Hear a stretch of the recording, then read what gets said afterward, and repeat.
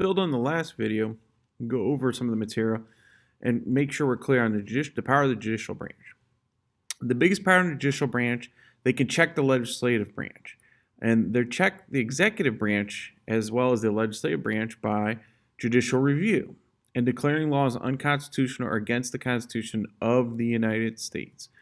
Now, again, this came from the idea of Alexander Hamilton, his vision in Papers 78. He argues that the judicial branch should have the power to declare executive actions and orders, legislative laws, unconstitutional. Okay, so if it's the executive, their actions and executive orders, and if it's the legislative laws that are unconstitutional. And while it does not say this in the Constitution, it is interpreted to be there in the case of Marbury versus Madison, 1803. So almost as old as the country, the Supreme Court has had this power, and it's never been overturned. Now, the judicial branch can check the legislative branch, we said, by declaring laws unconstitutional or against the Constitution of the United States. There's a picture of the Supreme Court. You can see the Roman columns. Okay, they're actually Greek because they have Corinthian, which is kind of that feathery coming out of the top of the column. But the fact that they are using a lot of Corinthian columns usually is reference to the Romans. The Greeks actually use more Doric-style columns, which are the real flat columns at the top. And you can see that there's no dome, which is, but our idea of justice comes from the ancient Romans and Greeks. But also, it's really shaped, as we talked about, by the British judicial system. The Brits system has really informed and shaped the American system. That's why even our judges, like here's Earl Warren, below wear the black robes, and in Britain they actually wear wigs. And we still even use some of the same exact terms, like barrister is a lawyer. In America, a barrister is more of a paper lawyer than a court trial lawyer, but it still just means lawyer in Britain. Now, this guy is about as big as it gets in terms of Supreme Court justice. This is the guy to know. This is the Earl Warren Court. Very important to know.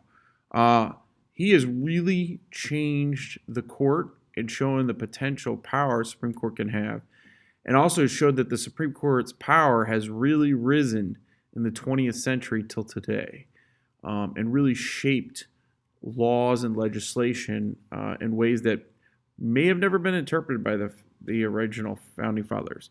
However, because of the ruling of judicial review at Marbury versus Madison, the power and potential is there, it appears. And probably the most famous case people will talk about is Brown versus Board again.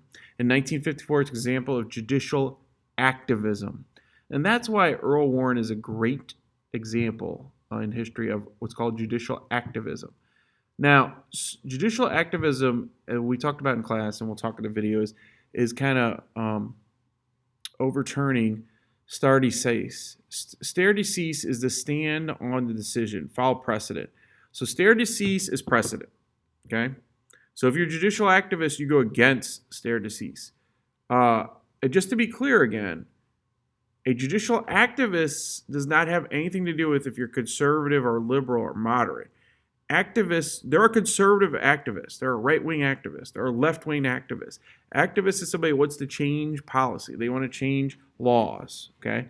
And that's where if you're overturning precedent, it can be shaping the laws in some ways. Now, Supreme Court doesn't write laws, but they interpret them. And by interpreting them one way, it does shape how the country is ruled through legality, okay?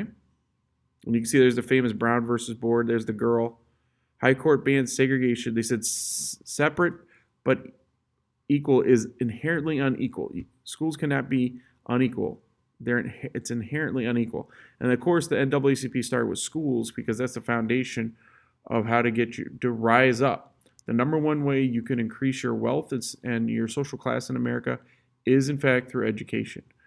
Judicial restraint, on the other side, is judges playing minimal policy roles, leaving the duty to the legislators. So they stay out of it. They tend to follow stare decisis and precedent. So if you're a judicial restraint judge, you don't like to overrule at all.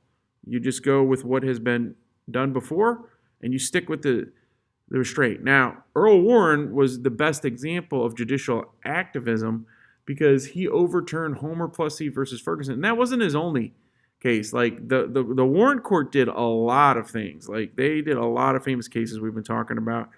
Things like Mapp versus Ohio, and really shaped, giving people attorneys, people giving them rights to be Mirandanized, and they read you your rights. A lot of that stuff happens under a Warren Court, which is probably the best example of judicial activism. Now, judicial activism is one who believes that the Constitution is a living document. Living meaning the document's changing and growing, and it can change and adapt to the times. And strength lies in its flexibility, and that judges should make bold policy decisions, even charting new constitutional ground by challenging the policy positions of the Congress and the president. Okay?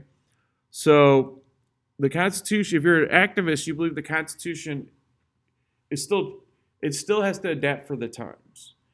And where it gets confusing is this does sound like it's much more progressive idea. However, probably a good example would be Roe versus Wade, which makes abortion illegal.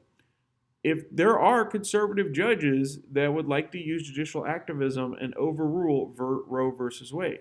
Now, one issue we're having maybe with the Supreme Court is because our country is so polarized and split, and the parties are so split now, and you tend to find less moderate Democrats or Republicans, is that's also happening to the Supreme Court. So our Supreme Court judges tend to become much more right-wing or left-wing, and there's maybe more potential for judicial activism, if that makes sense. Where in the past, there hasn't been a lot of activism.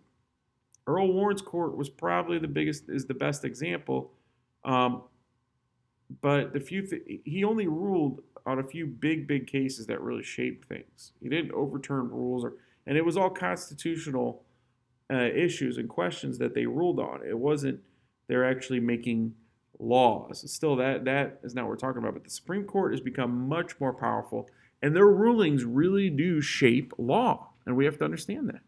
So that's judicial activism versus restraint. Okay, now let's get into writs. What's a writ? A writ is a formal written order created by the judicial courts. Probably the most famous writ that we all need to know is the writ of habeas corpus. And my Latin students will tell you it means bring the body to court. Corpse is not dead. Corpus is body. So bringing your body to court. And you can see in the bottom right-hand corner, that's what's happening. So it requires a person under arrest to be brought before a judge or into a court, especially to secure the person's release, set bond, and unless lawful grounds are shown for their detention. Okay, so what happens is you come to the court, the judge, not police officers, not law enforcement, not the executive branch, the judicial branch, reads you the charges against you and tells you what the bond will be. And a bond is amount of money you can pay to get out of jail, not prison. Jail is just to hold you until you go to prison, and because you're innocent until proven guilty. So until you actually have your court case, you're not proven guilty, you're innocent. So the judge, the vast majority of cases, will set a bond. And the bond we'll talk about can't be obscene. It can't be something obnoxious, like $1 billion. So there's no way you could pay it. But it can be higher depending on how much money you make. So like if a teacher makes $50,000, a $100,000 bond is a pretty good amount of money. But you have to pay bond back too, and you get paid back. So you don't lose $100,000. Bond is just money that is secured by the court to make sure you show up to court, okay? And when you show up to court, you'll get your money back. Unless it's a part, you get fined, and that's one of your consequences. Then they might take some of the money from that for your fine, okay? So they will read you and say bond is set at $100,000, okay? So if you don't want to sit in jail until your court case, they tell you your court case is set for March 13th. And if you don't want to sit in jail till March 13th, you need to pay $100,000. And then on March 13th, when you actually show up to court, they will give you the $100,000 back, okay? So that's why paying bond is not necessarily a bad thing. It's just a really big inconvenience. But more importantly, they tell you what you're actually being charged with. Like, how do you defend yourself, and how does your lawyer argue it for or against the principle if you don't even know what you're being charged with? Are you charged with first-degree murder, which means it was premeditated and that you acted on it? Is it manslaughter? What is the person being charged with? hit and run, vandalism, you need to know the crime. Now, another writ is the writ of quorum nobis.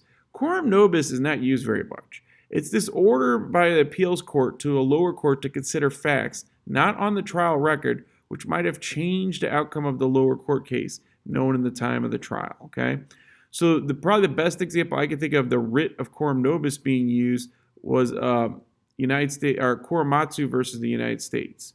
Korematsu said that he had no right to put him in concentration camps during World War II because of the fact that he was just Japanese American. That is not probable cause. And you can't take his liberties away and put him in a concentration camp. Well, he lost in World War II. Franklin Delano Roosevelt said that no, we have to put Japanese Americans on the West Coast in concentration camps for their own safety from being attacked by Americans, by other groups of Americans, and because they could be spies or they could work for the Japanese. Well, the Supreme Court supported that and said during the time of war, and this is the Supreme Court has reaffirmed this a couple times, during times of war, just like the Patriot Act, that's why the Patriot Act's still standing, because it's considered a time of war. We're still in war in Afghanistan. And that's why they could, if somebody's determined a terrorist, the argument is that they can search you without a warrant or they can enter your premises to make sure everybody's safe and to save the country. But what happened in 1980s, the case was tried again, and under the quorum nobis, they overruled all that stuff at the time, and they apologized for the Supreme Court ruling incorrectly, and then they actually end up paying reparations to Japanese Americans. They got $20,000 each if they were still alive in the 1980s. A lot of people had died, unfortunately. The writ of mandamus is we command. It's an order that the Supreme Court can send to the lower courts that they must obey. So mandamus could be, give us the papers for this. They could send it to the appellate. Most cases have to go to the appellate court, then the Supreme Court. They could write a writ of mandamus and demand records from the district court, the lowest court, and you have to follow it. The Supreme Court is the highest court in the land. So if they say we need this or we want this information, you got to give it to them. And they're going to make sure that they do it correctly. So which term best illustrates a contradiction in the Constitution? I want you to think about this. Is it unconstitutional? Is it judicial scrutiny? Is it a veto? Or is it due process of law? Okay, and this is unconstitutional. A contradiction is unconstitutional. Goes against the Constitution means it's unconstitutional.